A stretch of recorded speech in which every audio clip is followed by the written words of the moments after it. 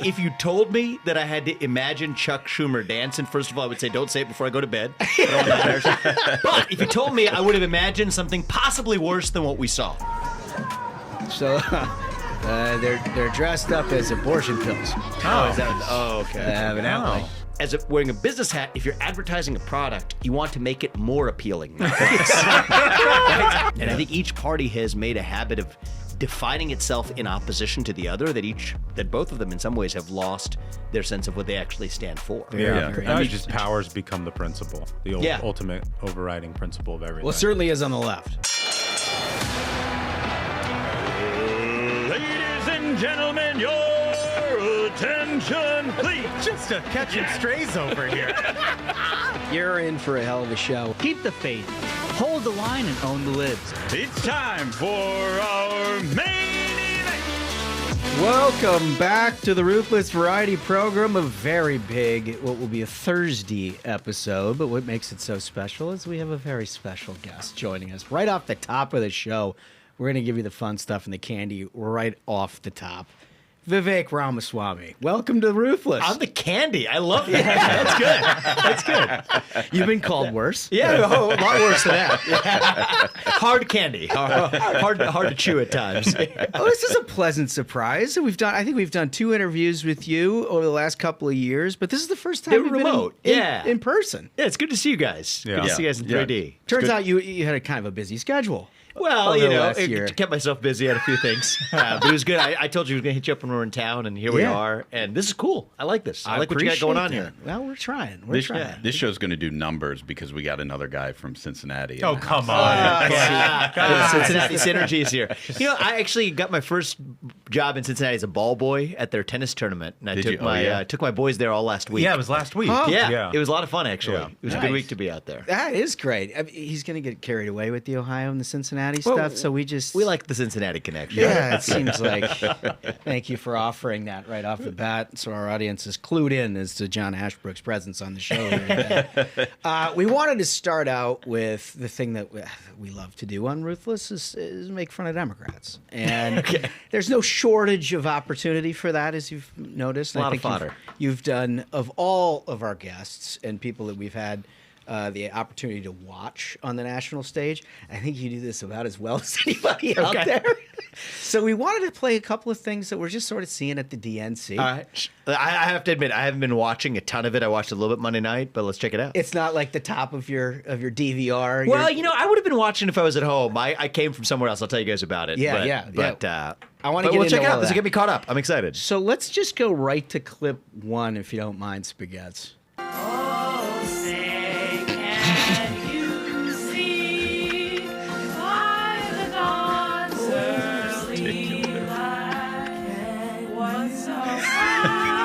Oh my God. They're looking around at each other like, who's flat? You're all flat. The music is off. Everything is off without this. And the one lady's just filming it. Was this manipulated or No. Okay, I wasn't sure if this is some sort of like AI remake of what we just saw. It feels like it. It does. It feels like does. it. It definitely does. It reflects, I think, I don't know how to get too philosophical with this, but there's a deep discordance even with the Democratic Party, what's going on inside the building versus outside the building. So that was perfectly captured. Maybe it was really artistic, actually. I'll give him credit. Maybe it's a concrete poem. So, was that Abstract at art. like an opening to the convention, like opening That of was day on a stage? No, it was on a caucus.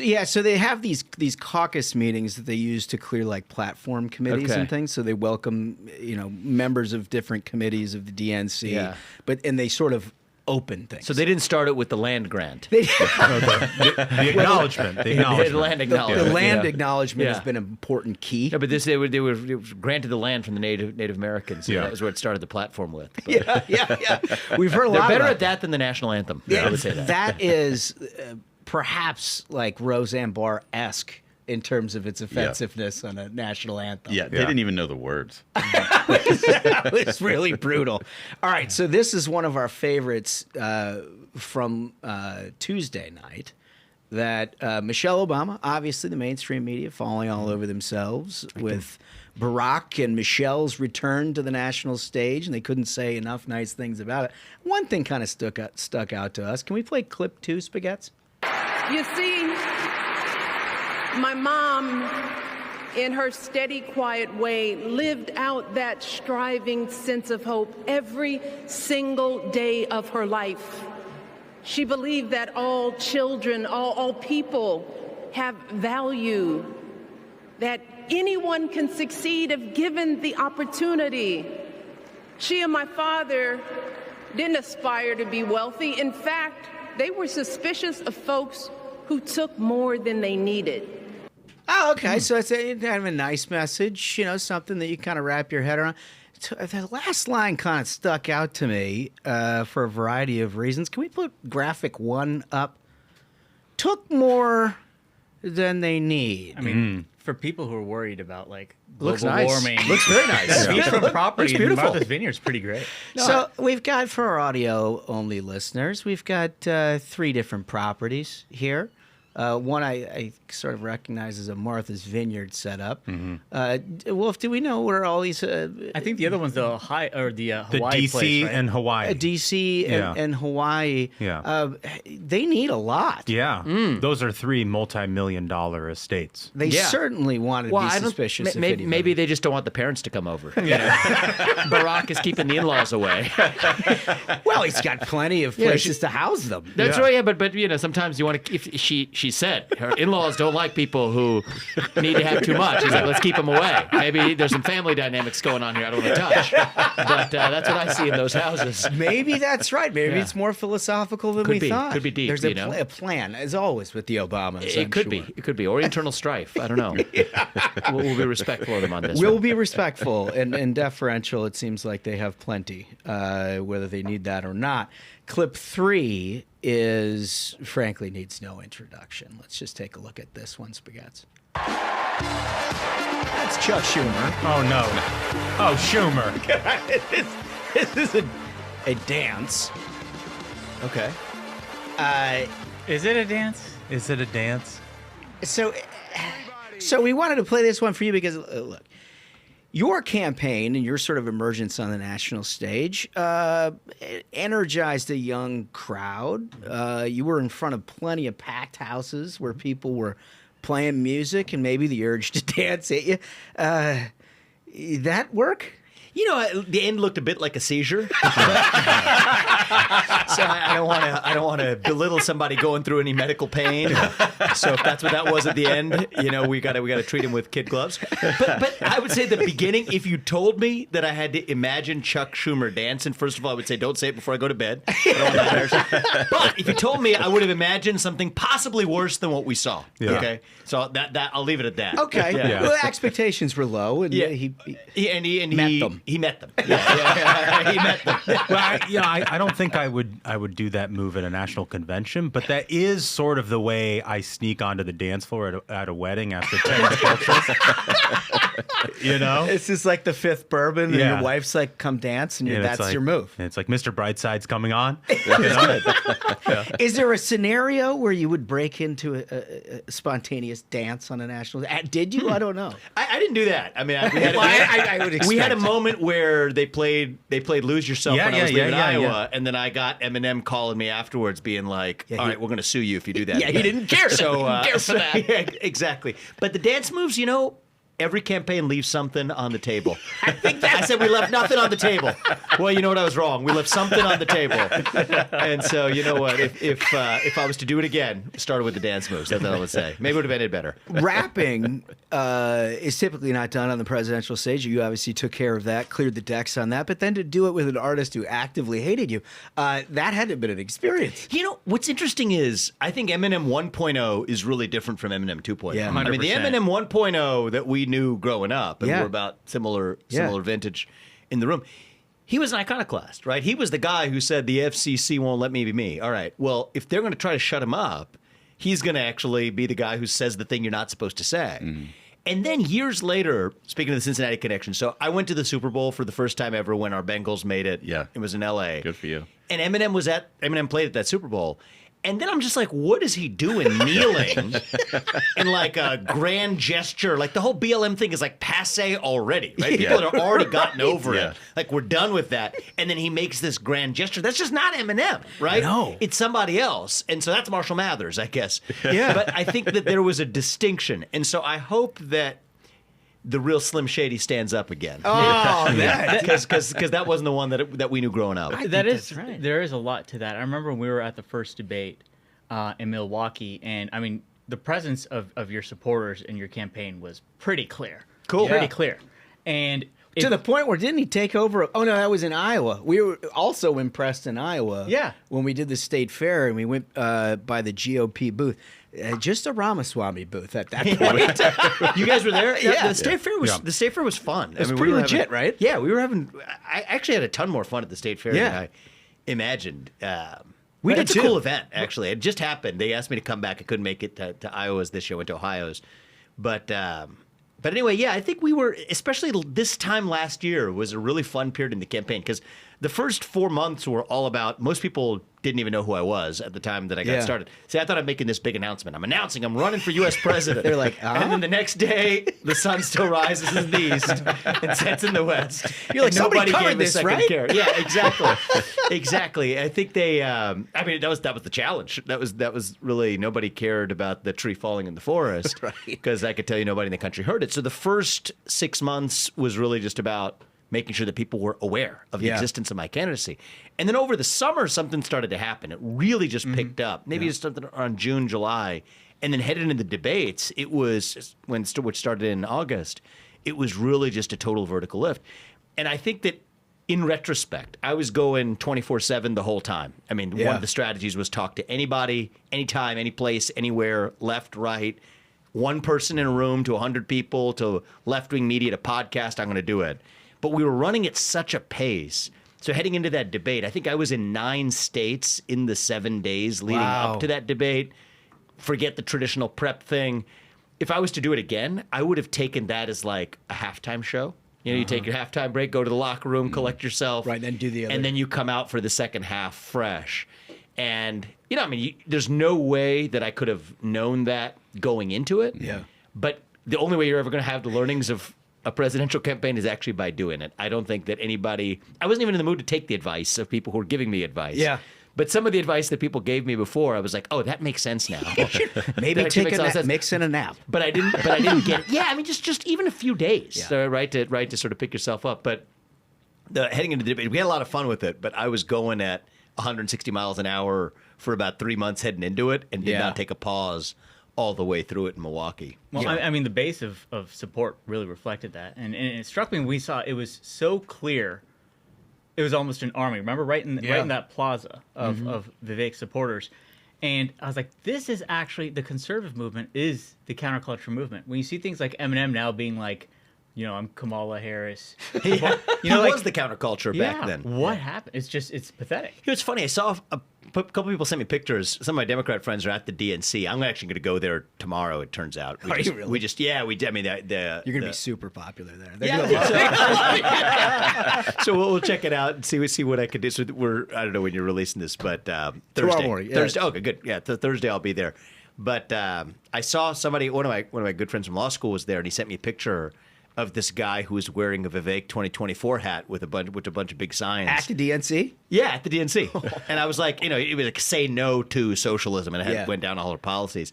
He was not getting a lot of love from what it looked like around him. Loop him in with the Hamas caucus that they had outside You know, of it? he was wearing like a red hat, right? So you know, you got the red communist thing, but then he tricked him because it was backwards in the back. It says Vivek 2024. So, so I want to see if I can find that guy. Well, yeah, I was gonna say, you're gonna more have like him. We might have a few like that out there. You might have 1 or 2 friends, no question about it. Here's a clip for Spaghettis, if you can line this one up. This is a fun little thing that Democrats have tried to impress upon attendees at the DNC. So they're dressed up as abortion pills. Oh, is that? Oh, okay. Evidently.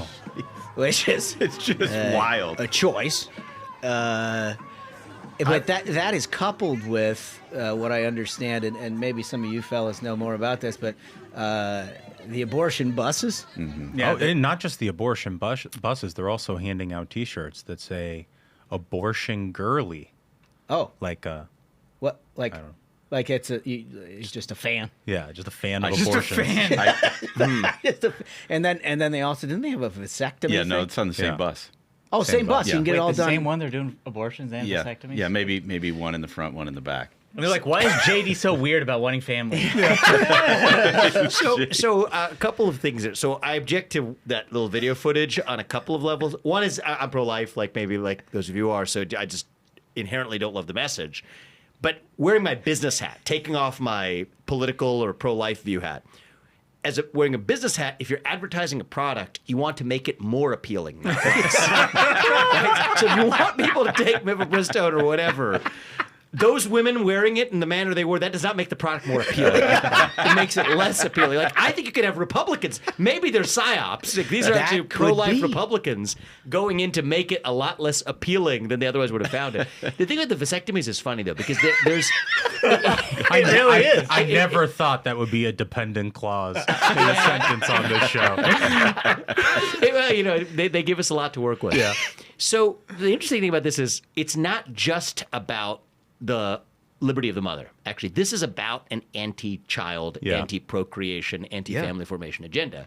And so on two levels, it's like, okay, well, women are going to go through a procedure of an abortion. We're going to have men go through some other procedure instead. So it's the idea of going through that sort of ritual incantation. But then to say that actually that procedure is directed towards the same goal, it's not just that we're in favor of women being able to live autonomously, and there's inherent, debates to be That's had a there. good point. It's actually about the fact that no, we are in both directions standing for an agenda of fewer children, which then aligns with the broader worldview that the planet's going to end itself anyway. So we have a responsibility not to bring more children into this world, and we're going to do our responsibility by making it easier for people not to have those children.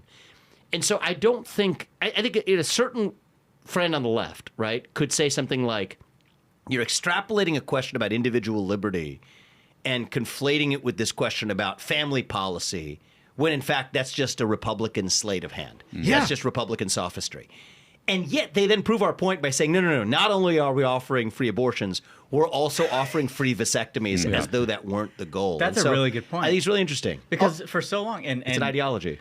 we as we pointed out the other day on the show, there was that lie that was said on the stage at the convention. They're like, Donald Trump's abortion bans would get rid of any cases of abortion in rape or incest, right? Yeah. So having that as the argument that, like, no, this is to allow an individual choice if you're in a crisis and in this horrible situation.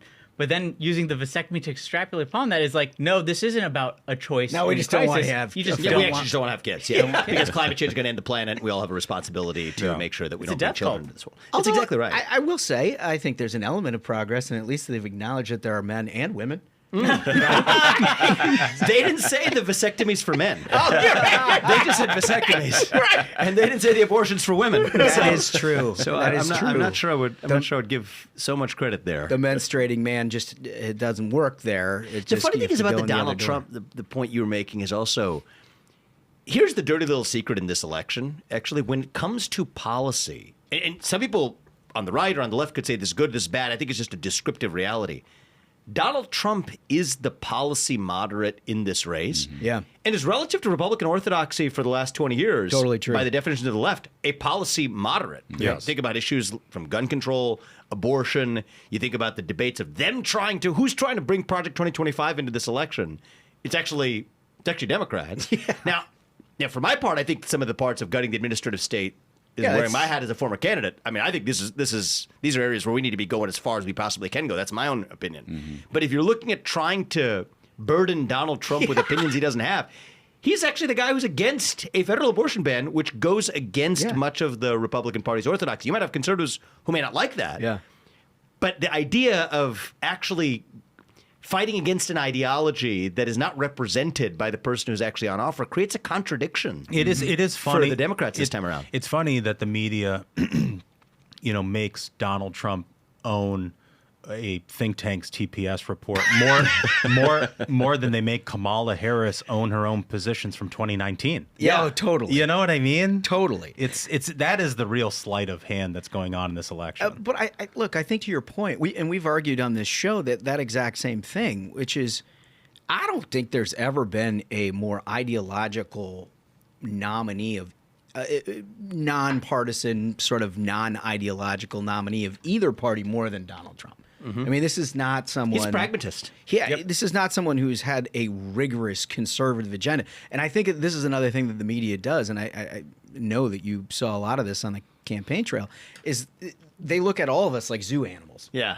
They don't understand us, right? And I think it's so, actually counterproductive. So I think they don't understand, and I think it ends up being counterproductive. Yeah. I think they actually create an image that actually rallies more people behind Donald Trump than otherwise would have been the case if you actually just put up the policy position. So in some ways, it's the combination of Donald Trump and the media that comes for him that actually creates the sense of energy that he certainly has experienced in his last two cycles, and I think is going to experience this time around as well. So it is interesting. If you could rewind back to 2000, right? I mean, you guys have been in politics for a while, so I'm newer to this. But I can imagine that if you went back to 2000 and you asked a Democrat, ask a friend on the left, would you prefer somebody who speaks in the manner you want, but favors categorical national abortion bans, favors constitutional carry as the law of the land, would favor intervening in foreign wars, using, and by this point, this was actually a left-wing position to oppose the Iraq War back then. What candidate would you want? Someone who spoke nicely and decently but was a staunch ideologue on those issues? Or would you take somebody who's against foreign interventionism? Would you take somebody who is against a federal ban on abortion and willing to have a conversation that you want to have at least about what gun control measures we need in the United States? They would, of course, say that's exactly what we want. Yeah. That's exactly what emerged out of the Republican Party for the last near decade, and yet that actually they've decided is the new histrionic threat to democracy. Look, partisanship which is kind of funny a hell how of a drug. It is, isn't it? It really is. And it's not even ideology. I think we actually need more ideology in politics than we have right now. More discussion of issues, for sure. People use ideological as a slight.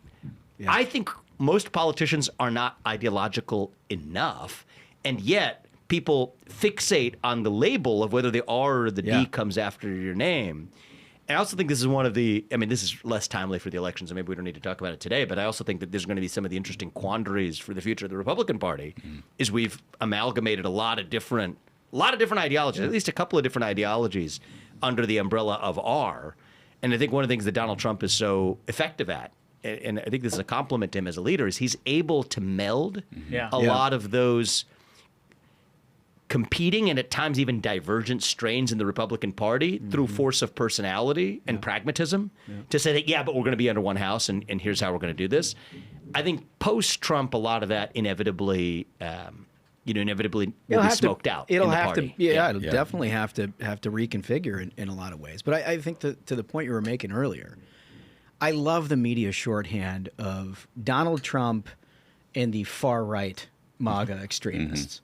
Which, to your point, ideologically speaking, Donald Trump and the movement that he has built is not particularly ideologically far right in context. It's very practical, actually. Right. And so you're right. I don't think there is any sort of discussion on a national level about serious ideology whatsoever. It's basically just whatever you can slap on a bumper And you can sticker. debate whether that itself is a good thing or a bad thing. I think you could make the case either way. But the irony is they wanted a less ideological GOP, and that's what they got, right? They wanted that back in the 2000s. That's exactly what they got. And yet now the threats are more histrionic than ever, which I don't think actually, I mean, actually says a lot of what you get out of the Democratic Party isn't particularly ideological either. And I think each party has made a habit of defining itself in opposition to the other, that both of them in some ways have lost their sense of what they actually stand for. Just powers become the principle, the ultimate overriding principle of everything. Well, it certainly is on the left. No question about that. We can get into all of that and a lot more. We've got more with Vivek and coming up in a few, but we've also got a hell of a rest of the show for you. We'll get to all of it right after this. Americans love using their credit cards, the most secure and hassle-free way to pay. But DC politicians want to change that with the Durbin-Marshall credit card bill. This bill lets corporate megastores pick how your credit card is processed, allowing them to use untested payment networks that jeopardize your data security and rewards. Corporate megastores will make more money, and you pay the price. Tell Congress to guard your card, because Americans lose when politicians choose. Learn more at guardyourcard.com. All right, well, coming back here, Vivek Ramaswamy, thank you for joining us. Look, we follow what it is that you've been doing. We obviously think that you are a emergent leader within the conservative movement, the Republican Party. Huge campaign for presidency, as you said. Started off by nobody even figuring out how to pronounce your name, and then by the end of it, I mean, you're polling up there with household names. With some people now pronouncing my name. Yeah. That's a work in progress. Vivek like cake, and Ramaswamy like Ramaswamy. That was pretty phonetic. Yeah, exactly. Yeah, it feels right. But listen, one of the things that you're talking about, and I actually appreciate this about you, because I think presidential campaigns have a way of slipping sideways into talking about a whole kinds of things that it's not at your core of why it is that you're running. You get sucked into answering questions from the press and all kinds of things. You've dedicated a fair amount of time speaking about your sort of ideological moorings and where you think sort of your classic libertarian view versus what, you know, some have sort of misconstrued. I think I'm saying that right in several speeches lately. That's actually why I'm here in D.C. So I'm giving a speech at the invitation of the Cato Institute, and this is not stuff that's ripe for this election cycle, but I do think when we think about the next 4 to 10 years, that time horizon I think does become a lot more ripe. First thing I want to say is, by the way, I'm not immune to the questions of, you know, risks of becoming unmoored during a journey like a presidential campaign. For me, one of the things that was newest about it was, you know, when they come for you, you know, it's a partisan political sport, it's a blood sport.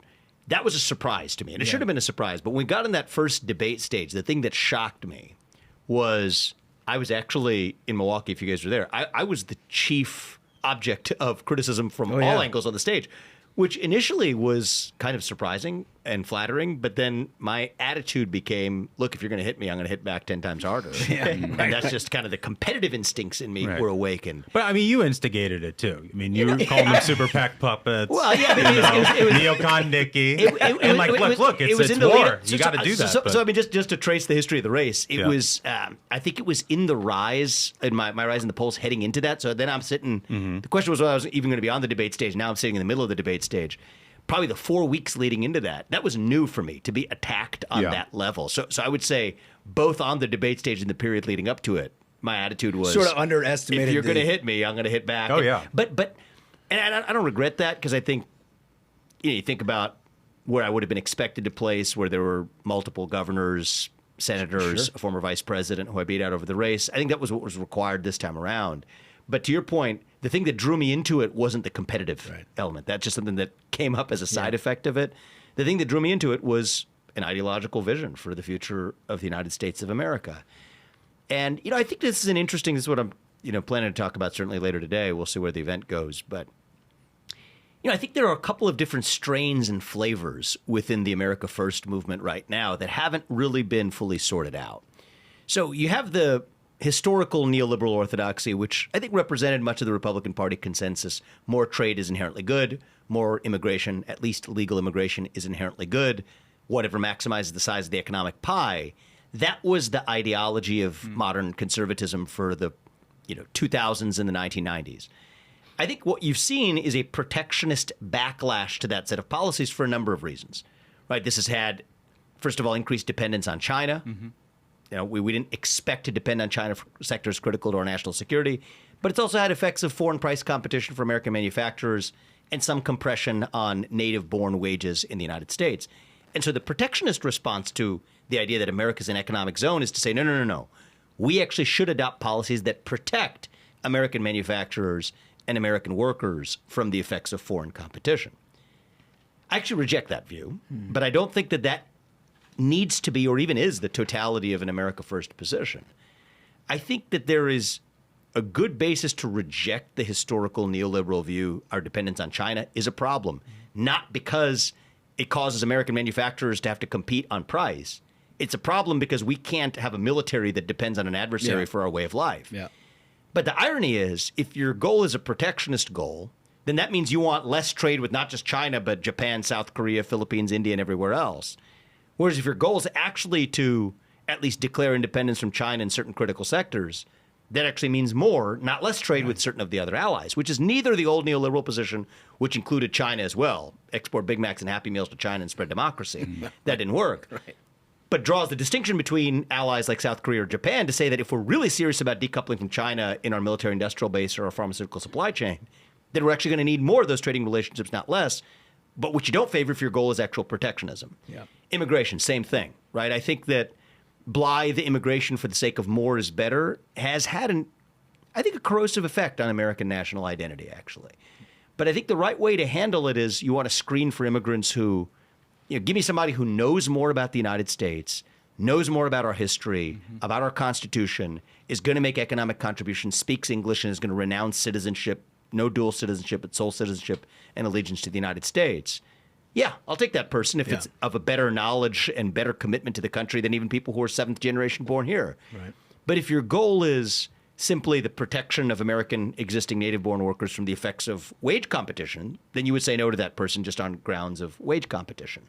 So I think that those are both America First positions in that they reject yesterday's neoliberalism, but for different reasons.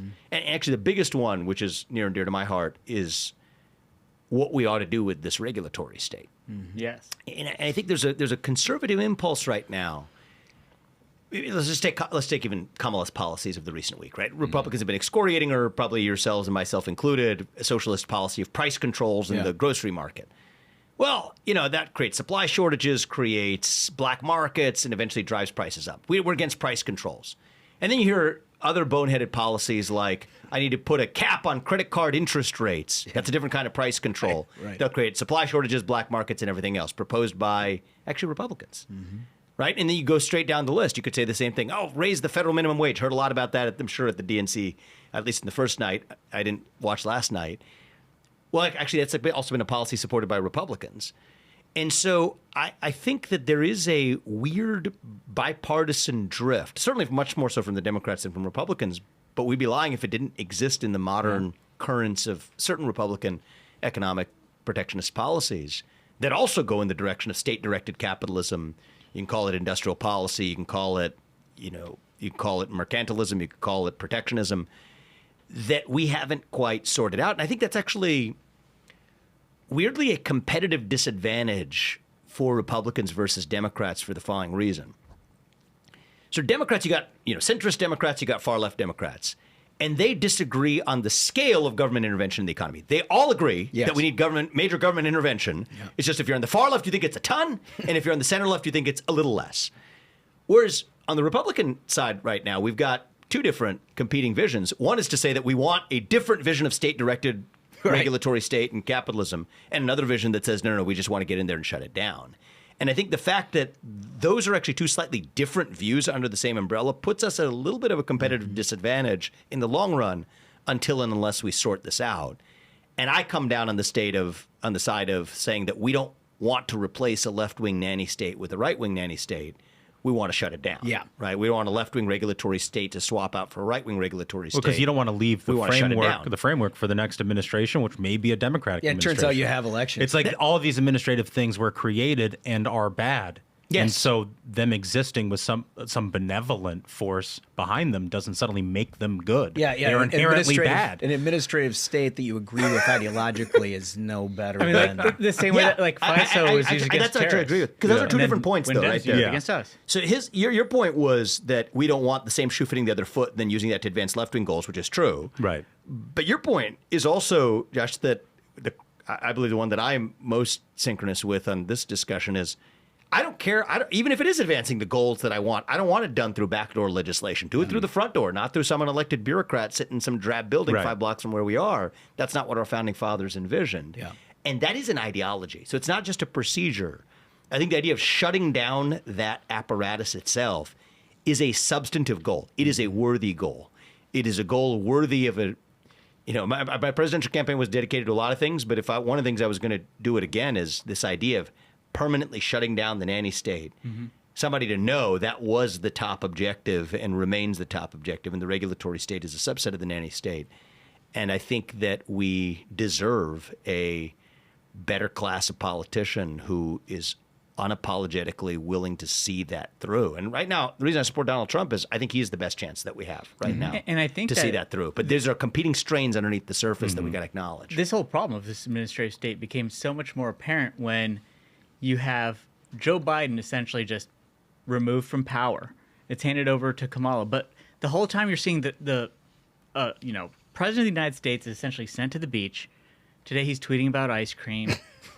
And people ask, who is running things? Well, this has been their end goal for the left of Autopilot. establishing an administrative state of people who can, dole out benefits to their supporters, whether it's spending, $40 billion on high-speed internet that doesn't get a single thing done, spending $50 billion on electric vehicle charging stations that gets 4 made.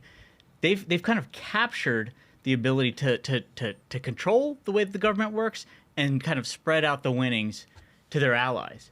How do you think we can tackle this kind of problem?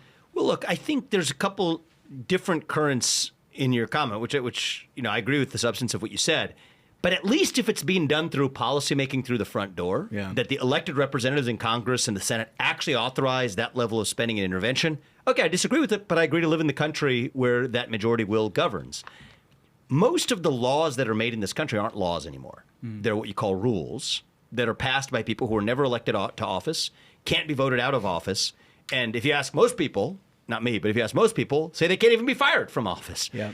So that, I don't think, is democracy. I don't think that's a constitutional republic. That is a new type of managerial tyranny that I think has much of the modern West in a chokehold, but certainly the United States of America in a chokehold.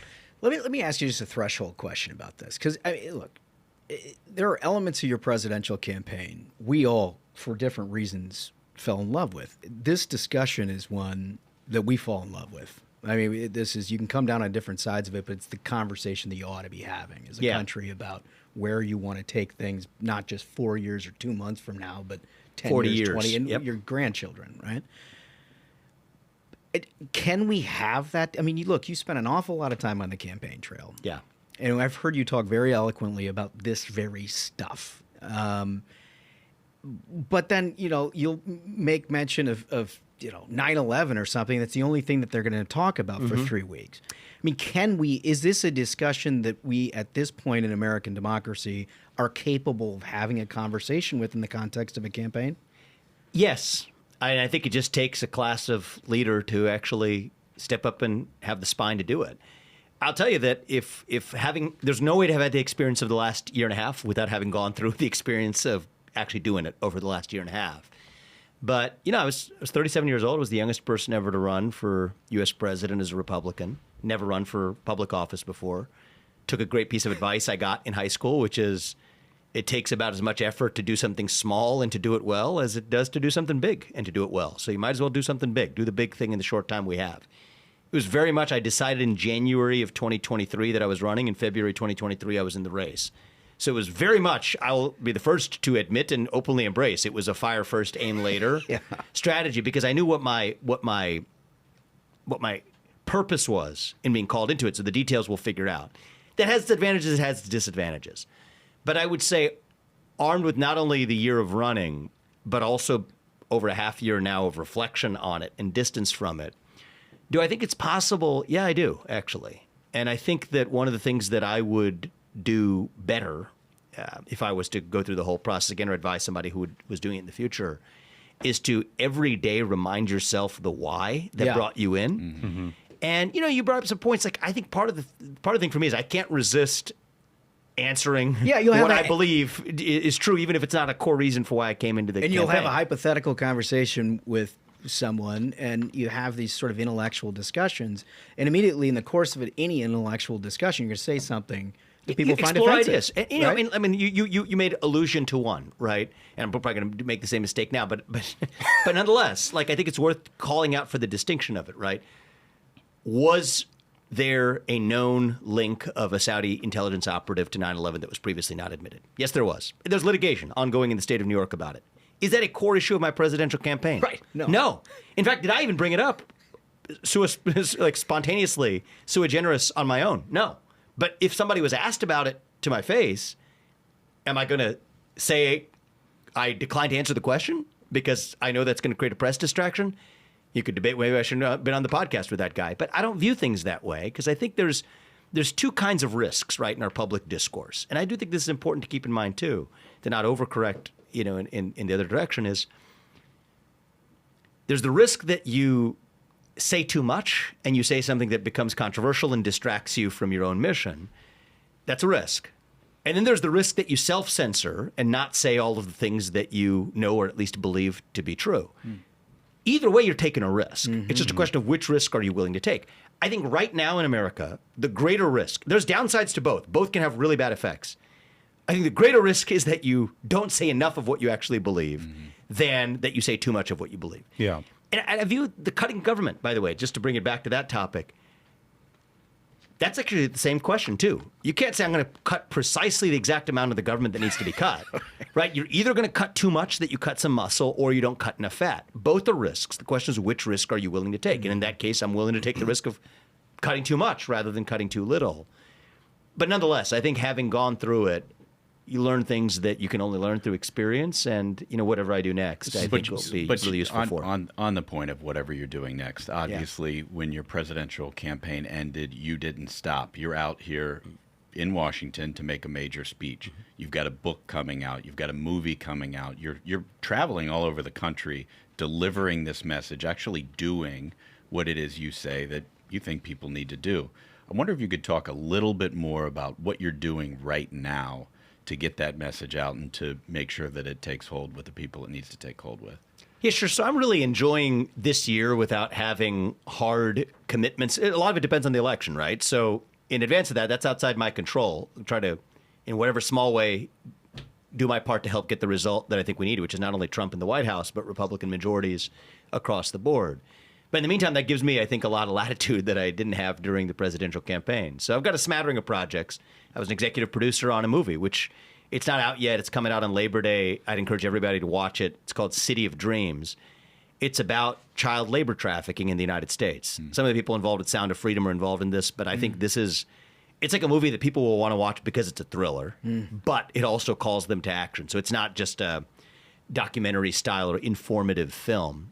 That's fun. It's a first for me. Never been an executive producer on a movie before. Yeah, that's new. It is new. I kind of miss scratching my business side of my brain, miss scratching that itch for a while. So helping along with some friends and allies, getting a few new ventures off the ground while also mentoring the people who are running the businesses that they took over when I stepped down to run for U.S. president. That's been a lot of fun as well. Do you still have the ambition of getting back into politics? I would say getting back into politics, that inherently sounds appealing when framed as such.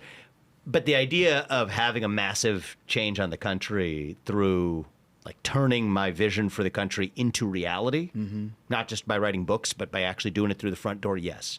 So I do feel called to public service. I don't feel called to that as a 40-year career, but I feel still compelled to have an impact on this country in the same way that I set out to when I ran for president last time. So we're helping a lot of down-ballot candidates more. And on the politics side of things, President Trump, it's great to show up with him at a rally. I'll do it from time to time. He doesn't need me there. He doesn't need anybody else there. But I think a lot of these other Senate candidates sometimes do, and I'm trying to be as helpful as I can to them across the country as well. So it's been a good mix of different activities. Yeah.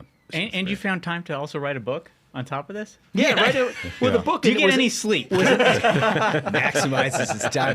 I like doing a lot of things. Yeah, the book's coming out in September, but it's heavily based on the message that I was delivering during the campaign, and some of these questions around possibilities for the future direction of the conservative movement. So it's called Truths, which was based on my campaign slogan of truth. Yeah. So I'm looking forward to that, and writing helps me collect my thoughts, and so in some sense that it's actually easy. When you wrote your last book, you published a lot of excerpts of it in publications. I remember reading them at the time before you announced your presidential campaign. And the main theme of one of those excerpts was, the Republican Party is a problem.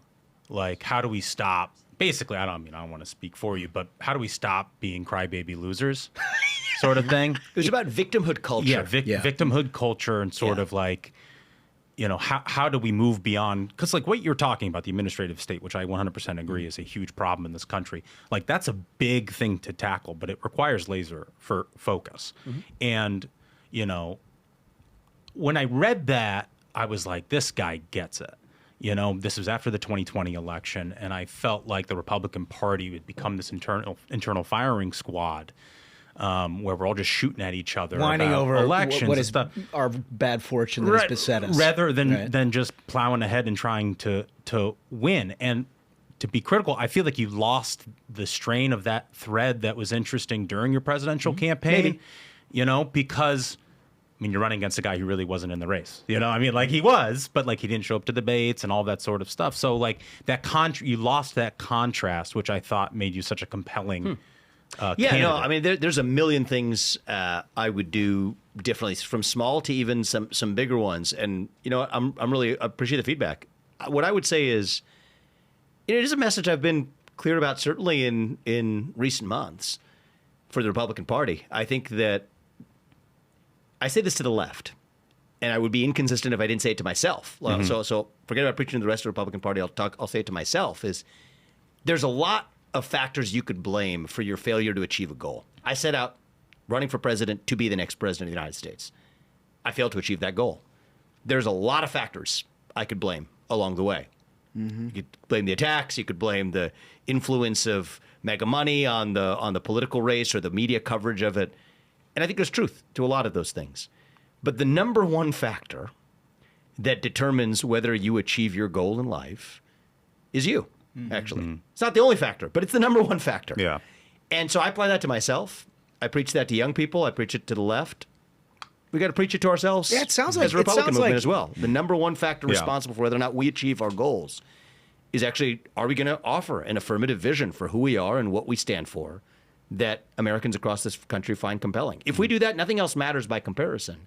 That's the work we have cut out ahead of us, and I've been pretty vocal about that since leaving the race as well. This is refreshing, because it sounds to me like you had done a fair amount of introspection. You've continued to keep your eye on the ball on talking about the principles by which you waged your campaign.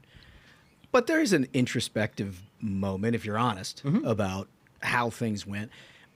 We as a program, obviously we were huge fans of you. You wrote your initial book, Woke, calling out woke corporate America. We had talked a lot about that. I think you launched your campaign, and we, I think, collectively said, this is a dude who you don't know his name, but you're gonna, because there was a clarity of mission. And I think to the point that Duncan was making, somewhere along the way, and this happens with almost every candidate that enters politics the first time, is you begin to, especially people who have high emotional IQ, as you do, you begin to reflect back things that you pick up, and as you go along your campaign, those echo chambers become smaller and smaller. And I think what Duncan was referring to, which certainly was my point of view, is what you just said on this program, I think is absolutely not only a conversation worth having, it's the right conversation. And your point of view and my point of view is exactly right. I thought down the stretch, you got into a point where I don't know if it was just trying to make news and break through, or if it was just surrounded by people who wanted to talk about stolen elections and things like that all the time. But that main thread that you just killed, there's no one in our party who has it like you do, and your ability to articulate it sort of frayed a bit. Yeah. Well, I'll take the feedback in the sense that I didn't achieve the goal that I set out to achieve. So by definition, there was room to do better. I also think that, in some ways, it's less about second guessing the first time of having run. I think the reality is that there were certain structural disadvantages for somebody outside of politics at my age, with my name recognition, name ID, and whatever at the start. And, I think I achieved an outcome that falls far outside I couldn't get people to work for me in the beginning. Totally. Even good people in the world of running political campaigns. I'm grateful to people who did take a bet on me, but that was a few. That was the minority rather than the majority amongst people who were top people. And so, I think to be clear, I think you far exceeded expectations. In many cases, it's hard. I'll tell you this: it's a harder question for me to look back and say that I should have done X, Y, or Z differently the first time around, because it's set up a certain way. Probably not productive anyway. Yeah, I mean, you can't change the past anyway. And I'm very grateful for how a lot of it played out. I mean, the thing that I probably would do the same, if not more, next time around, double down on, is one of the things I took away most from the campaign was talking to people who actually have vastly different points of view than my own. I don't think we do that enough. Nobody does it better than you Well, do. we had a rule in the campaign. Anytime there's a protester, right. bring him in, give him the mic, and let's have a conversation. I love those. Those are the moments that I actually, and we only captured a fraction of them because there's certain ones that are recorded at formal events. That was still a fraction of just like the total part of the campaign. That shaped me for the better. You actually, have that capability. If You you're have to looking to lead understand the how country, rare. lead the whole country, not just the part that's in that echo chamber you create for yourself. So yeah, I think that anyway, long-winded way of saying, I think there's a lot of truth to what you're saying.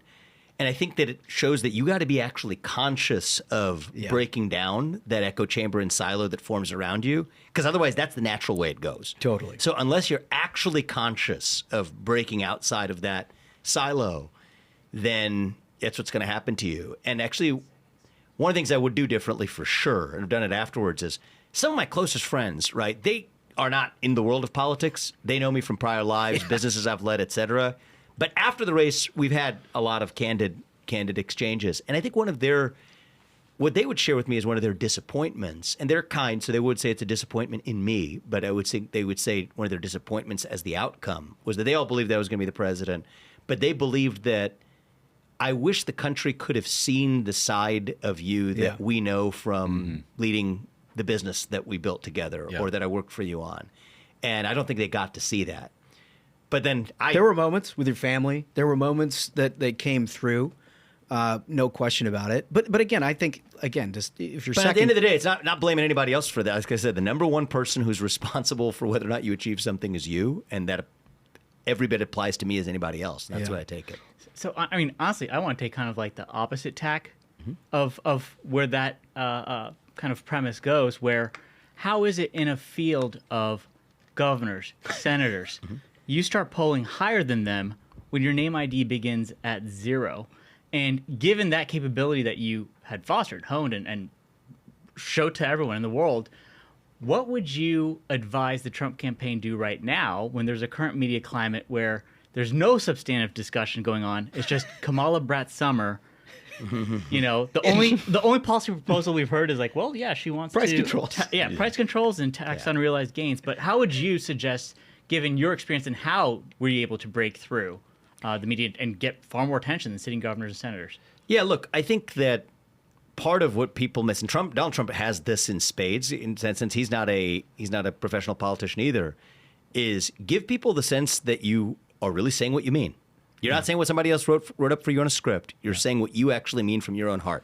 I think one of his best moments, this wasn't discussed enough, I thought was actually at the end of his debate with Biden, where people had already watched the demolition of Biden and the stories were already being written. But this is towards the end of it, right? So I was there in Atlanta as well. And he said something that actually came across and landed as just really true and authentic. It's that I really don't have to be doing this. Yeah. And I think it landed as true. He said, I'm going through prosecutions. I think most people believe he wouldn't be going through those prosecutions had he not chosen to run for president. But he shared it's because I actually care about the country.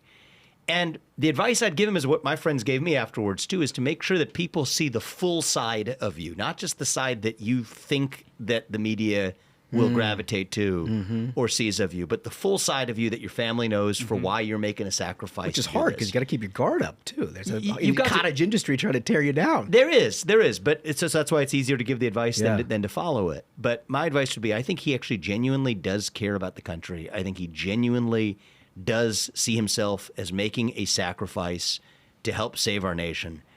Help the country see that intention in full. And, I think the biggest risk that Kamala Harris, or not even Kamala Harris as a person, but the entire process that led to her swapping out of Biden and all of the shenanigans, we've spent an entire summer talking about the democratic process, and who knows what's yet to come, right? I mean, I think that there's a lot more yet to come in the next 3 months. The biggest risk of what's going on with the Democratic Party isn't that voters somehow actually fall in love with Kamala Harris or her policy vision. It's that our side gets distracted by the totality of those shenanigans, that we forget to articulate our own vision of who we are and what we actually stand for. I tried to do that in my RNC speech a little bit, but I do think that that's something that we as a party can do better. Yeah, that was and a if we banger of do, a speech. I think we will win this handily. And if we don't, I think we lose this. And I think that choice belongs to no one else but us. And, I think that it's understandable that in the wake of as much chaos as we've had, it takes a little bit of time to recalibrate and find our footing. After this DNC convention, I think the real race only starts after this, right? Yeah. She's only accepting the nomination, for God's sake. Somebody who wasn't even known to be in the picture 2 months ago, tomorrow night. Right. And so after that, and after Labor Day weekend, I think the real race starts then. And, my advice to our side, and I'll do my best to practice it as well, is to, regardless of what the other side puts up, we're not running against an individual candidate. We're running against a machine anyway. And the way we're going to beat and dismantle that machine is by offering an actual alternative vision. And if we do that, I think we take this thing and we save the country. It's well said. Very well said. Listen, can't thank you enough for coming in here. I think I'll speak for all of us. There are plenty of things that we agree on, that we disagree on. Ultimately, the conversation that you foster is nothing but helpful, both to the Republican Party and I think the country. Yeah.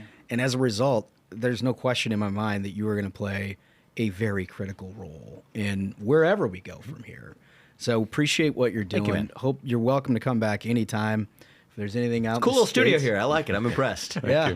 I mean, look, we do our best. It's good. It's good. So thanks for good to see joining you us. guys. Absolutely. Thanks, guys.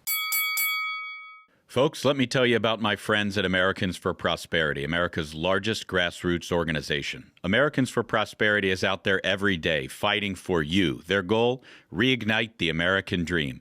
AFP's priorities are simple: secure the border, end inflation, make energy more affordable. And AFP gets results the old-fashioned way, through grassroots activism. They bring together like-minded conservatives, turning them into a grassroots army, and defeating the left's terrible big government agenda in the states and in Washington. And that's where you come in. With the media, celebrities, and universities stacked against us, it's the grassroots that will help us win. So please find an Americans for Prosperity chapter in your state and get in the fight. Go to americansforprosperity.org. All right, so we wanted to get you updated on where things stand, because I think if you're just sort of consuming corporate media at this point, you figure this whole thing's over with. Yeah. And, it's a Kamala deal, and you guys probably shouldn't even try. They've really gone to work as her campaign volunteers, being like, all right, guys, this is all about Brat Summer Kamala, and it's a wrap. Yeah, it's vibes. It's vibes only. Just get vibes only. She answered like 2 questions and wrapped herself around the axle on the economic plan. They're like, well, Jesus, back to the stage, huh?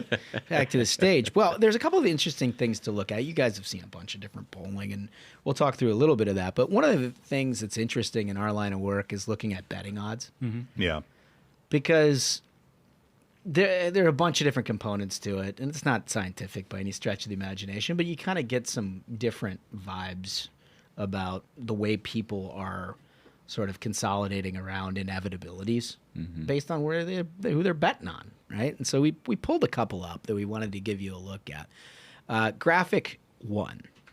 So graphic 1 is the pre-convention market, and this is from Polymarket.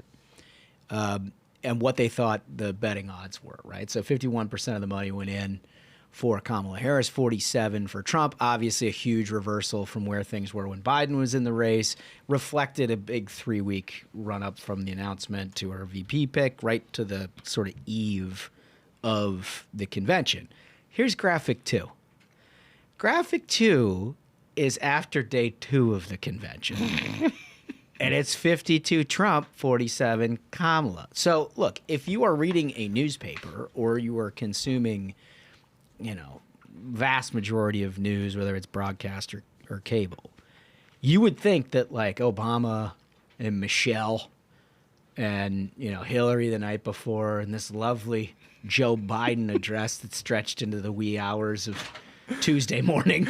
Yeah. You would think that all those things were hitting. No, but bettors woke up on Monday, and it was like Black Monday. They saw the abortion truck pull outside, and they're like, I don't know about that message. It's an abortion bus. Excuse me, Yeah, a it's bus. an abortion, which I've learned also has vasectomies. So it's great stuff. The duality of the Democrat abortion bus. Yeah.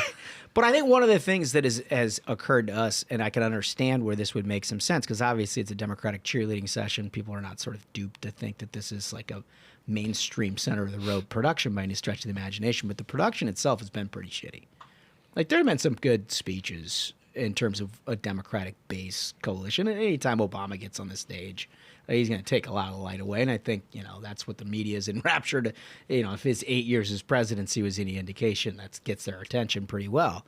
But as people are consuming this stuff, like, it's like 5 hours. Yeah.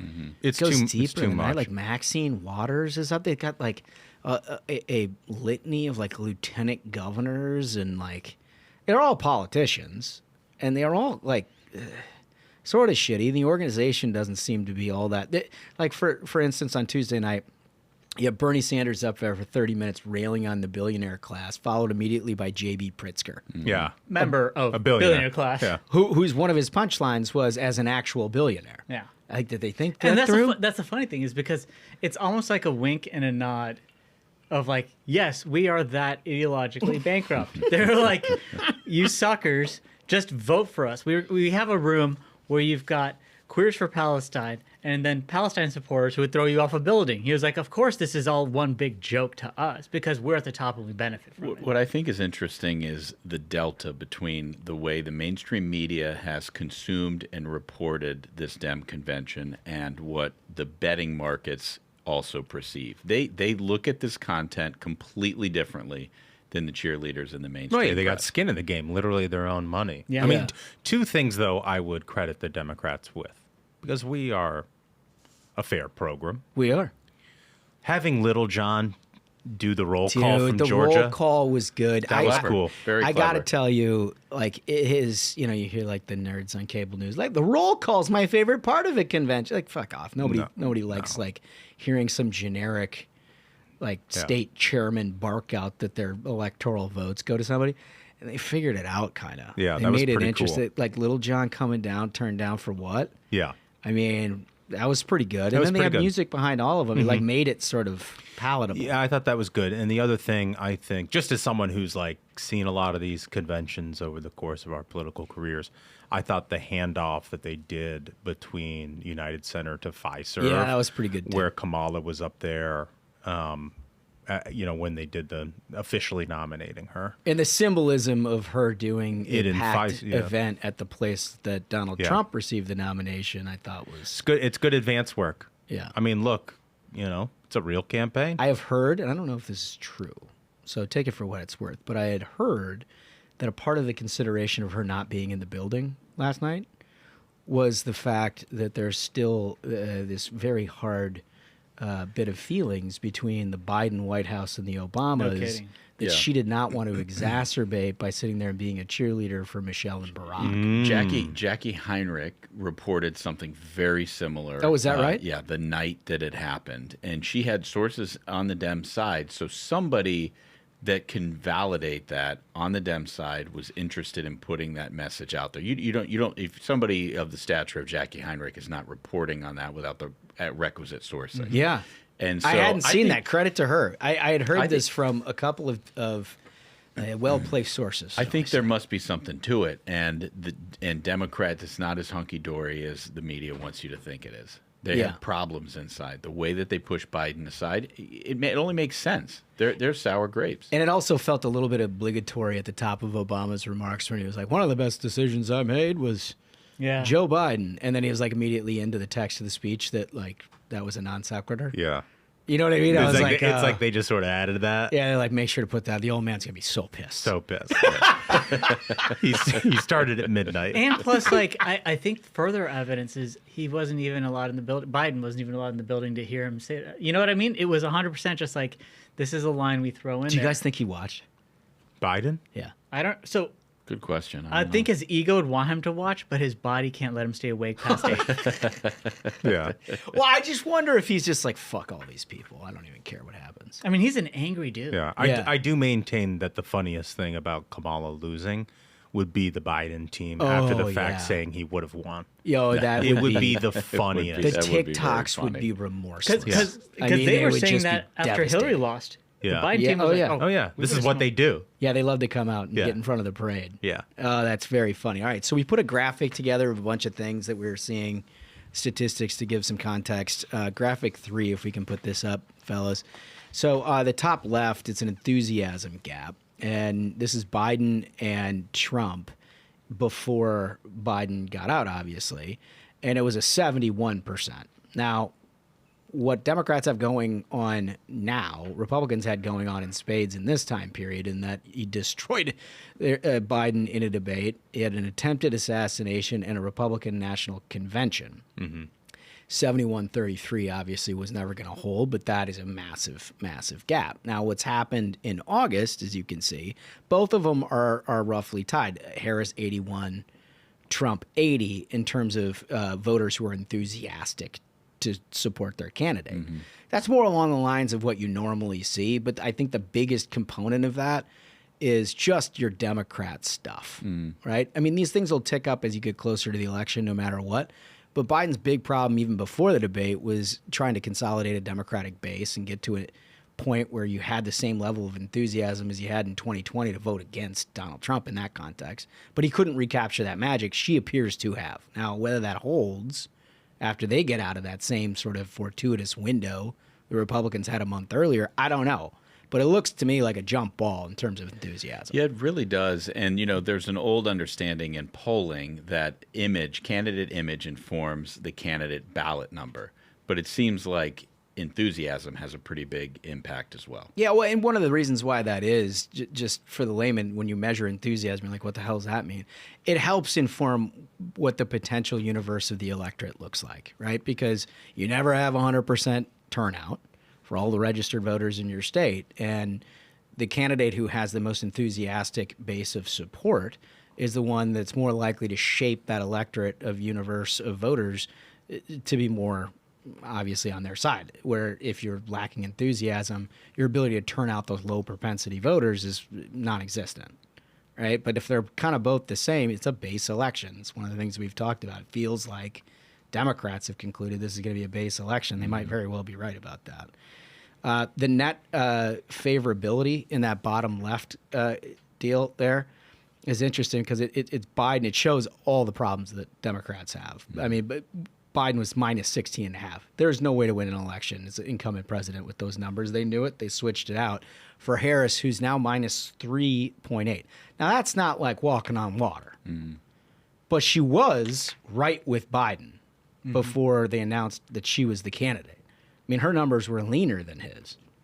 And those have bounced back up. Trump, steady as she goes. Literally the same number, both in his ballot and his favorability before all this Democratic enthusiasm. I mean, they only like her, though, because she's drawing breath and can complete a sentence. Totally. Like, it isn't actually anything she has done. It's just a reflection of how bad Biden was doing. And to me, this is also kind of hilarious because on that same favorability graph, it gives where their numbers were on June 11th. Biden on June 11th was negative 14.3, currently negative 16.5. So they're like, even after we quit, we hate him more. They're mad. They're mad he made them work so hard to get him off the ticket. Hates him more.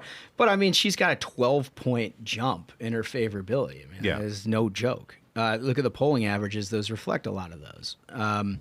The July numbers, red wave style stuff, right? The July numbers are Nevada, Georgia, Arizona, Pennsylvania, Michigan, Wisconsin, all Trump, some well outside the margin of error. And then you fast forward to the middle of August, Trump 2 in Nevada and Georgia, and then she has a polling average lead in Arizona, Pennsylvania, Michigan, and Wisconsin. Now, they're all tight. They're all within the margin of error, and that can go both ways depending on how this convention and what happens after Labor Day. But that's a sea change in and of itself. So, look, it is a fundamentally different race. It just is. And it's going to be prosecuted differently. Trump campaign's really going to have to be on it because she cannot win the argument that I think, as we said the other day, that somehow she's something new and doesn't carry the baggage of a Biden economy that she helped build. Yeah, like, again, I'll say it. Democrats and the media are going to try to frame this as a choice election, meaning that voters are choosing, okay, who do I want? These are two different choices that I have. Do I want Donald Trump or do I want Kamala? This is fundamentally a change election. You see that in how so many voters are displeased with the economy, meaning they want a change from the way things have been going over the past 4 years with the border being open, with crime going up, inflation going up. So this is a change election, but the media and Kamala are trying to gaslight you into thinking it's a choice that, oh, No, Kamala had nothing to do with these past 4 years. They're trying to separate her from the role that she played in all these awful policies. Astute point. Astute point. Yeah. Very astute Don't let her point. get away with that. Don't let her get away with that. So the other metric is fundraising, and there was a lot of numbers that come out. You may wonder, by the way, in a fully disclosed environment, how it is that everybody has different numbers for what candidates are raising. It's because campaigns have a tendency of including, like, numbers raised by super PACs that are supporting them, or joint candidate committees or things like that. And commitments sometimes. They're like, oh, this is committed, so we'll count it as. Yeah, and so that always. So she has a big headline in Reuters or Yahoo, Reuters, it looks like, that she raised $500 million in a month. That's a lot of money. That's a ton of money. I mean, the real July numbers are she raised $204 million in comparison to Trump's 47, 219 on hand. He has 151. Look, that's to be expected when you roll out a new candidate.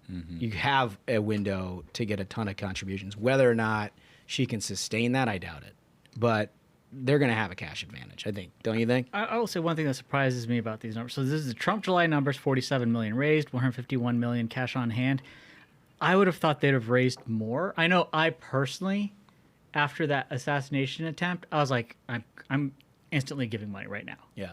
A lot of people felt that way. But remember, those are June numbers. That'll do it.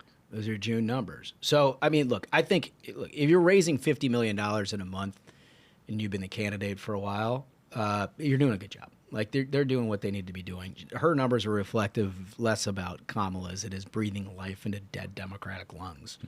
You know, that all of a sudden they're up and at them and they're ready to go. Plus, I think there was a bunch of donors. One of the reasons where they were able to get Biden out was the commitment that they would be all in if they were to get Biden out. And at the same time, we're like, we're not giving to Biden because we think this is a dead campaign. So it was like pent up money. Yep. Waiting. Yep, exactly. The other development that has happened, and this will be an announcement Friday, we have no idea whether or not rumors to the effect of RFK dropping out and endorsing Donald Trump are true. He was a very significant factor in this election when Biden was in the race because there was a combination of disaffected voters and then disappointed Democrats. They were supporting him, and he had double digits in some states. And really, if you figure a lot of these states are going to be determined by like 10,000 votes or less, like anything matters. And any candidate who's got 3, 4, 5% is a massive factor in the eventual outcome. That went away with Kamala Harris. His numbers went to like 1%. Their campaign clearly sees that he has a big announcement for Friday. We don't know what it's going to be, but that could be a factor, right? I mean, that could be significant. I don't know what an endorsement of one of the two candidates would mean, particularly. I think at some level you could argue it might hurt Trump because of the theory of the case that Democrats have always had, that he's at 48 and he's staying at 48. And in order to win that, you got to win a plurality, which means the vote's got to go somewhere if it's not going to the Democrat. I think that remains to be true.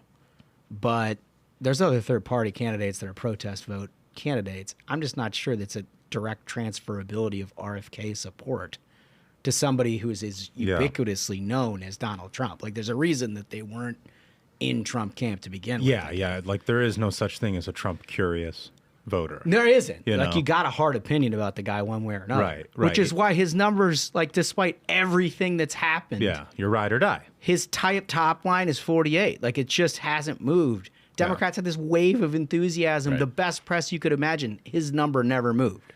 Yeah, but we started this cycle, or halfway through the cycle, thinking that a third-party ballot was going to be a huge factor. Yeah. At the end of the day, Determinative. and it turns out it may not be. It may just be. We may be looking at just a head-to-head election with some things on the margin as they usually are. Well, so one counterpoint though, because I don't disagree with you, but I guess if I had to have a theory of the case of why it would be helpful for Donald Trump, like RFK has certainly mobilized, and it's sort of related to what we were talking about with Vivek on the show and his candidacy.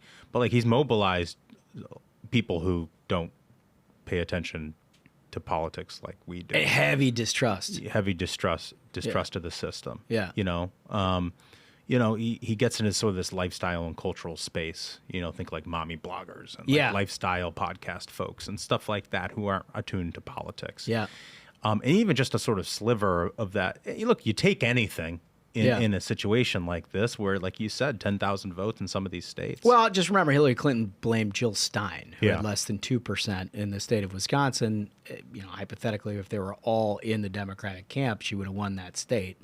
So That's the thing is I genuinely can't tell what impact it would have, because on one hand you'd think, oh, it's just obviously a net benefit if he comes out, he endorses Trump, then they'll just go that these are just moving from column A to column B. Yeah. Not which how is it never works. the way it works. And then at the same time, then would that create an opportunity for the Democrats to be like, aha, we told you this guy was like a snake in the grass, and try to use that as something to further galvanize and pump up their side. People of who like, may not be on board yet. Yeah. Yeah. To be like, look, we're having to fight, these fake candidates trying to make sure that we don't win, join up with us now to make sure we get over the top. Yeah, but I think most of those people have already answered the pollsters' question of, I'm on board with Kamala. Well, like, that's if how you're they had a s- 5-point right, jump. Like, if you're still with RFK at this point, you're pretty still mad about COVID and all the lies they told us and I everything. definitely think the CIA killed Well, his I'm just uncle, for saying, like, I don't see how those I mean, people are going to maybe. go to Biden.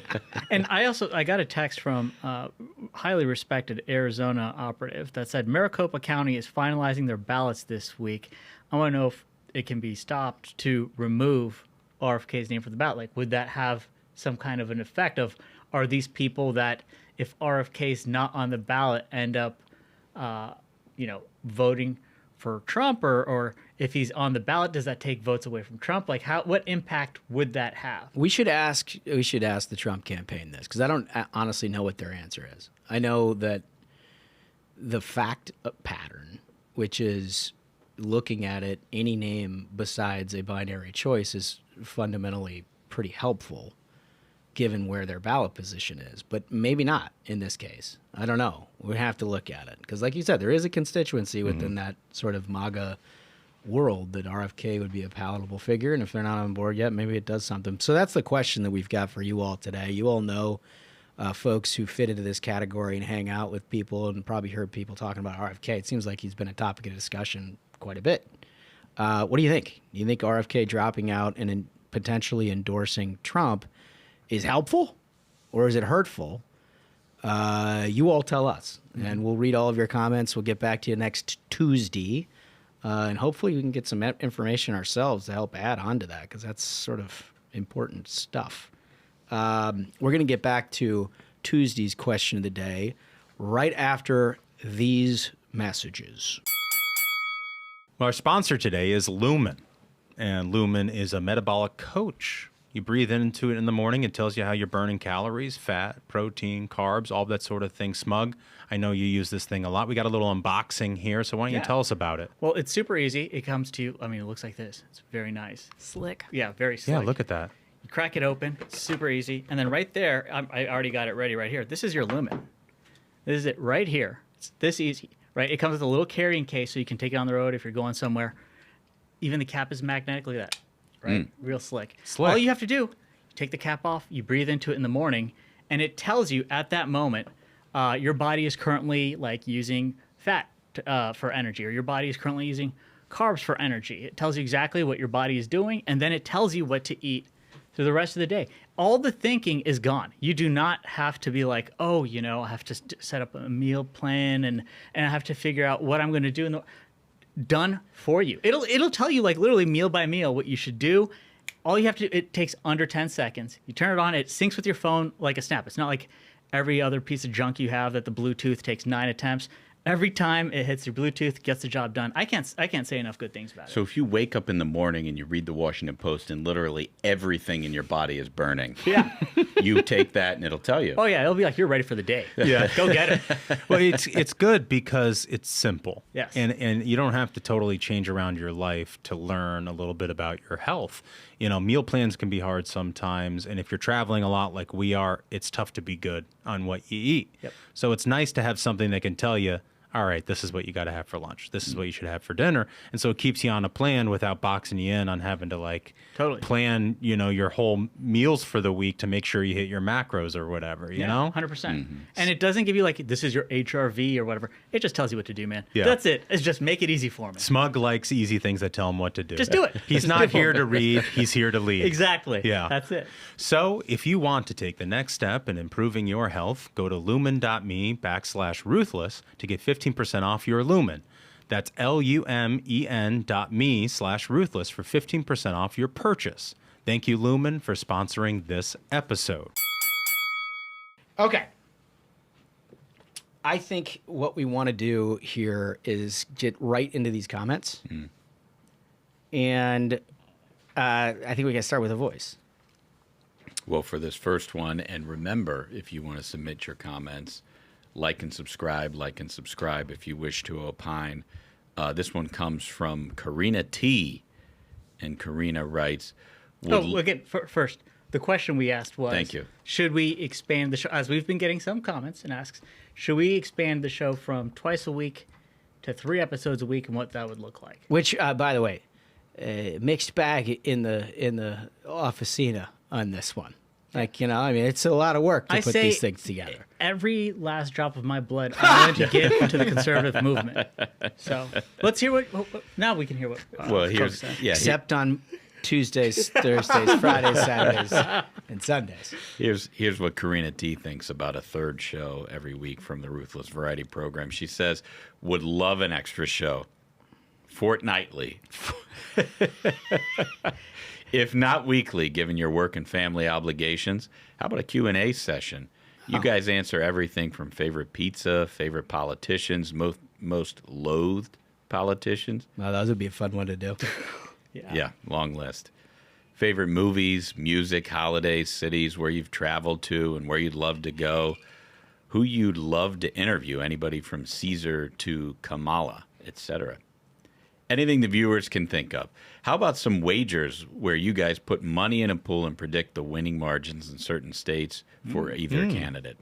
Great idea. I like all of these. These are all good ideas. How many? Yep. Wager. I read all of these. There was a bunch of good stuff. It's really good stuff. She's wager on how many states Trump will win, which states will flip red in the gubernatorial races, what time and date Kamala will concede defeat, etc. Like a gambling component. Yeah. We love that. Well, we've already sort of informally been doing this over the years in the office, like on the whiteboard out there. We definitely do it on election nights, so maybe we formalize that way. process. What if Trump wins and Kamala refuses to certify as president of the Senate? Well, Jamie Raskin already alluded to the fact they might do that if Donald Trump wins. It's just so bad, dude. Yeah. It's just the commitment to absolute chaos on election day is full. Yeah. I mean, there's a reason we have to board it up all the businesses when Democrats are angry. Yes, that's exactly right. All right, what do we got for a second one, Dunks? We have Calm 911 Chick. All right. Fellas, I might be the outlier on your question about the third show, but I'm actually against it. Since I started watching the show, my poor coworkers have started feeling really dumb, and it's impacting their self-esteem. I would feel sorry for them, but they're mostly Gen Z libs, so getting slapped around with some common sense should build some character eventually. Seriously, would love a third show until the election. P.S. Holmes, the chocolate milk stain on your lip is hot.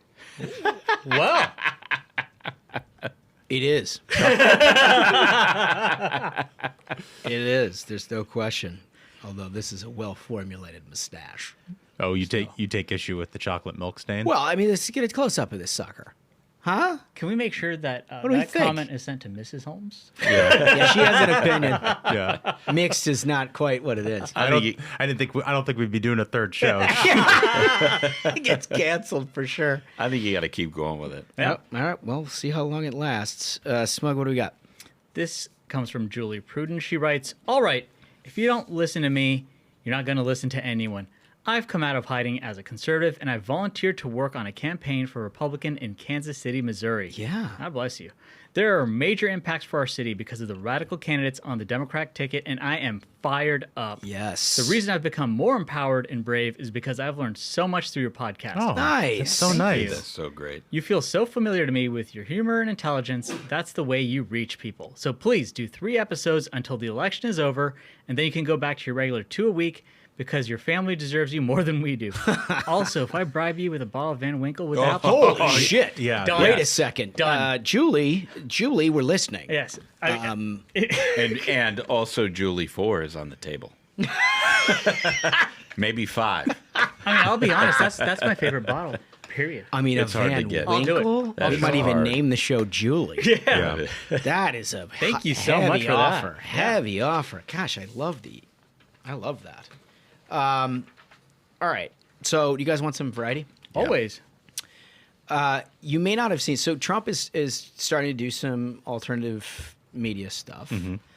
And there's an interesting thing that's come up that people are talking about a lot about, how do you maximize ultimate turnout? And one of the ways is that there's a huge constituency that's sort of untapped in younger dudes, bros. A lot of you are in our audience, to be honest, so you know who you are. But there's a bunch of different shows that have this sort of audience that aren't necessarily voters, right? But there certainly would be our voters if they came out and voted. And so wisely, the Trump campaign is beginning to make moves in this area. Theo Vaughn. I love him. Yeah, great show. Just a comedian, hilarious, got a very popular show. Trump went on there. The whole thing you should listen to or watch because there's some very interesting things about his brother Fred and how he's formulated views on his own personal non-alcohol consumption and things like that, which is you don't ever hear that stuff. I mean, it reminded me of what we do in terms of when we have people on here and you want a long form discussion that you don't hear on cable news and everywhere else. It reminded me a lot of that. And this clip though is just pure gold. Can we play clip 1? No, I would just do cocaine. That was really, yeah. So not just, yeah. That's it was that's down and dirty, right? Yeah, and this. I mean, it was, yeah. But you don't anymore? No, I don't do it anymore, man, and I'm not doing it. Is it too much? Too much to handle? Some of the stuff started to get a real rattle in it too. I don't know where we were even getting it from in this country, but yeah, it started to make me feel like I was a mechanic or So something. the thing you go back to then is alcohol for the most part. Right, yeah, but what I want probably is cocaine, but I know that if I have a drink, then it'll be okay, well, I had a drink, then I can do this. Is cocaine a stronger Oh, yeah. up? Yeah. Cocaine will make So you're way up with cocaine more than anything else you can think of. Cocaine will turn you into a damn owl, homie. You know what I'm saying? You'll be out on your own porch, and you'll be your own street lamp. You're freaking. And is that feeling? No, it's horrible. a miserable feeling. But you do it anyway, just like the guy you're saying with the scotch. Like you. Yeah. I mean, it's so good. For what? If you listen to the interview, you get a whole different side of Trump. He's genuinely pretty curious there. He very. And like you said, that leads eventually into this discussion of his brother's battle with addiction, which sadly eventually claimed his life, and how that had a lasting impact on Trump for why he would never even drink. But like you said, this kind of a thoughtful, long-form discussion, opportunities for Trump to open up like that, where it can be funny, it's interesting, where you get a depth of understanding for an individual, kind of exactly the way we shoot to handle interviews on our show, like we did earlier with Because it Vivek. doesn't do any good to what's your view of tax policy? Yeah. You're going to get the same speech that he gave at the Economic Forum. You that actually was get to covered by the know. Wall Street Journal. That doesn't give our audience anything. And that dude gets that. Yeah. If he's just having a conversation about, having just a casual conversation about cocaine with the former president of the United States, it's not on everybody's bingo card. Yeah. That is unique. But Trump has this way about him. If he is interested in you, he is a very curious person about stuff like that. And he can shoot the breeze with anybody. Oh, yeah. Which is why I think he would do so well on our show. Small rooms, he's absolutely you get a different level of appreciation for what this guy does. You're right. That's why he would be good on our show. You know who else thinks that he should be coming on Ruthless? Who? Let's play clip 2 from our good friend, an absolute wonderful host, Hugh Hewitt. Country like she destroyed San Francisco and like she destroyed California. And I am very grateful that you are alive, Mr. President. You're still the best interview in America. Keep coming back, because you got to flood the zone against these people. You got to go everywhere and talk to everyone. I hope you do Ruthless Podcast. I hope you go everywhere and talk to everyone. Well, we're doing a lot, and we always enjoy doing you. And have a good time. We'll be doing you again. Have a good time. Thank you, Mr. President. Be well. Bye-bye. Thank you. Oh, that was nice. Isn't that nice? Incredibly kind. That was very kind. He is the man. Yeah, he is. He's just the best. He really is. And you know what? He's right. We do need to do something with Trump. Early on, we had the idea that we sort of floated, and there was a chance that this could have come to fruition and ultimately got overtaken by events and everything else. But our idea was to go golfing, like play 3 or 4 holes with Trump. But then Bryson did it. Yeah, I mean, like, how can we compete with that? And like once Bryson DeChambeau golfs with Trump, it just feels This is like... why I said he should have been locked up. That would have never happened, and we could have took that. That was Scotty Scheffler. Oh, was it? Yeah. You should lock him up, too. Right, Different golf. Lock up anyone who's against us. You're a big golf fan. Yeah, it's Well, nice. lock Bryson up too for all we care. Smug could have been our cart girl.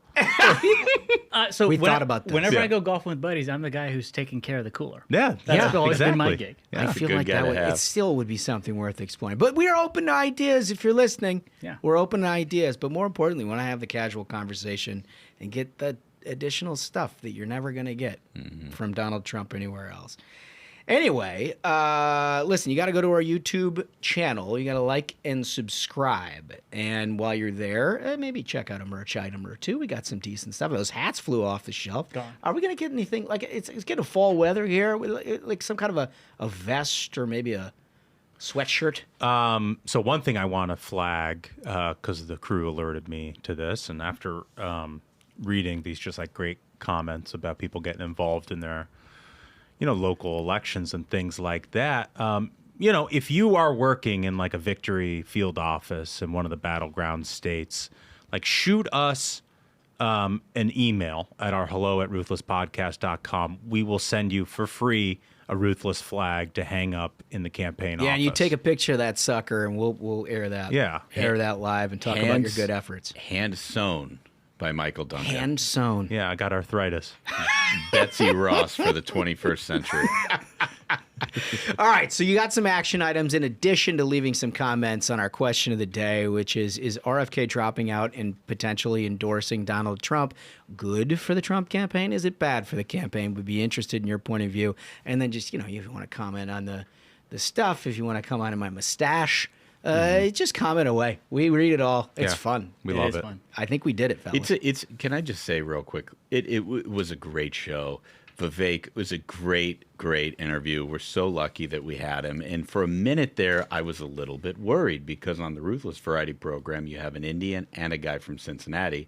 And I was worried that you two were going to replace us That guy would with take an 2 Indian jobs. from Cincinnati. Yeah, we could have taken 2 jobs. Why didn't we think of this? Jesus, man, we really dropped the ball We on did. that. We did. We could have condensed the operation in one fall swoop. I know.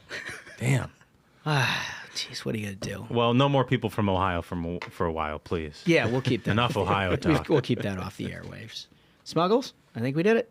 I think so. Absolute banger of an episode. Gentlemen, thanks again so much, Vivek Ramaswamy, for a wonderful conversation. And thank you, Minions. Remember, answer that question. Do you think RFK dropping out endorsing Trump helps or hurts, and why? So, until next time, Minions, keep the faith, hold the line, and own the libs.